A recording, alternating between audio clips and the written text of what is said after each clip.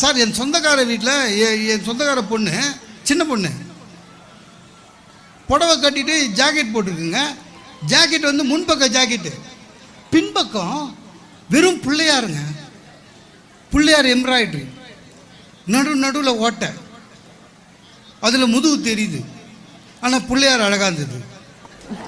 நான் பிள்ளையாரை பார்த்த உடனே தலையில் குட்டிக்கின்னு தோப்பு கண்ணை போட்டுட்டு முன்னால் மூஞ்சி பக்கம் போய் நின்னேன். இது என்னம்மா பின்னாடின்னு. நல்லா இருக்கா அங்கிள்? என்கிட்ட ராஜகோபுரம் ராதாகிருஷ்ணா அது வச்சிருக்குதான். எவ்வளோம்மா ஒன்று விலைன்னு? 40,000 ரூபாய் இருந்துச்சு. ஒரு கல்யாணமே பண்ணலாம். எதிலுமே மாற்றங்கள் வரும், ஆனால் அது பண்பாடுக்கு இடைஞ்சலாக இருக்கக்கூடாது. சார் மரியாதையே மாறி மாறி வருது சார். ஒரு காலத்தில் மரியாதைன்னா மாமனார் வந்து மாப்பிள்ளை வந்து சின்ன பையனாக இருந்தால் கூட மரியாதை கொடுப்பாராம். 20 வருஷத்துக்கு முன்னாடி மாப்பிள்ளை சின்ன பையன்தான் வந்தாக்கா மாமனார் எழுந்து நிற்பார். மாமியார் மாப்பிள்ளை மூஞ்சி பார்த்தே பேச மாட்டாங்களாம். சமையல் ரூமு, தூணுக்கு பின்னாடி. அதெல்லாம் ஒரு காலம். எங்கள் மாமியார்லாம் என் எதிர்க்க சோப்பால் சௌகரியமாக உட்காரும்.